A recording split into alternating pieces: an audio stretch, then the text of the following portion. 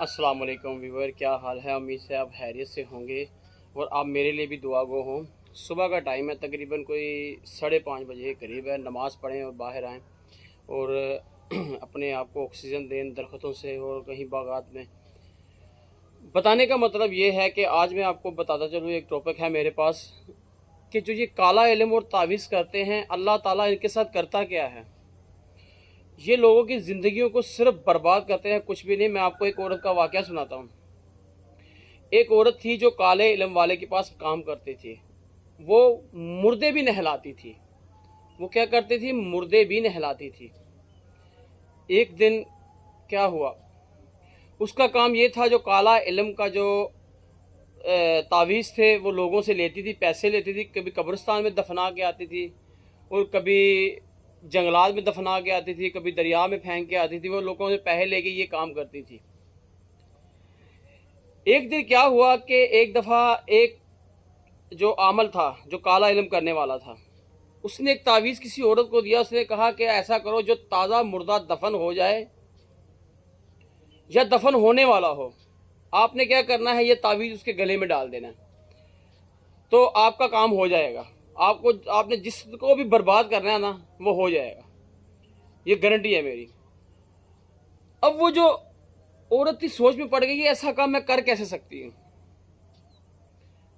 अब ये हुआ क्या, वहां हुआ क्या, वो औरत बैठी थी, उसने बोला मैं करूंगी, लेकिन मैं इसकी उजरत लूंगी। उसने उस वक्त या 5,000 या 10,000 ले लिया उससे, वो तावीज़ जेब में डाल दिया। उसने बोला मैं मुर्दे के गले में डाल दूंगी। अब कोई 1-2 दिन गुजरे कि वहां फौत की हो गई, एक अम्मा फौत हो गई, बुजुर्ग आदमी। तो उन लोगों ने क्या किया कि उसी औरत को दोबारा बुलवा लिया जिसके पास तवीज़ था, जो तवीज़ दफनाती थी।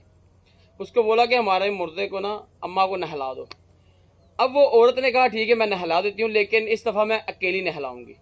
उसने शर्त रखी। उसने बोला ठीक है। आप अंदर गए, नहलाते वक्त जब नहलाया तो तावीज़ को क्या किया उसने ना, उसके गले में अंदर अंगुली से भेज दिया, जहां तक जाना था भेज दिया। अब अल्लाह की करनी देखें, जब वो मुर्दा ले जाया गया, उसको दफनाया गया, वो औरत वापस आई। उसके पास उसने पैसे जमा किए थे उम्रे के लिए। अब गई और उसकी टिकट लग गई, उस औरत की टिकट लग गई, वो चली गई।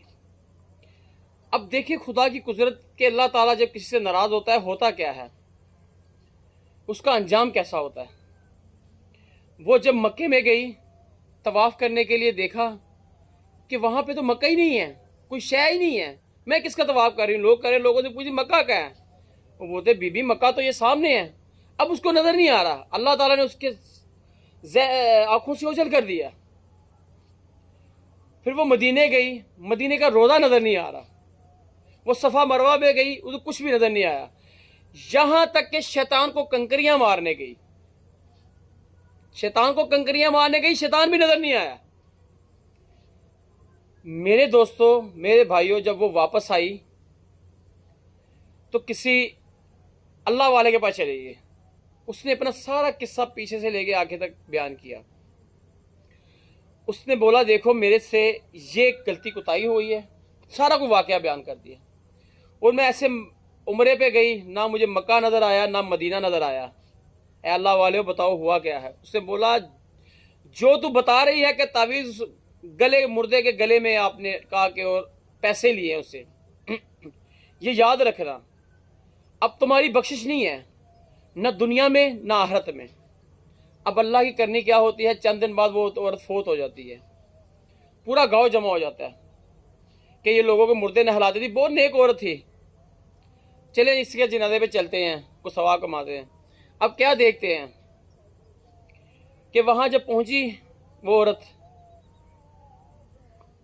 ये लोग उसके जनाजे पे, अल्लाह ताला ने क्या किया, उसके ज़बान को सांप बना दिया, बाहर निकल आया।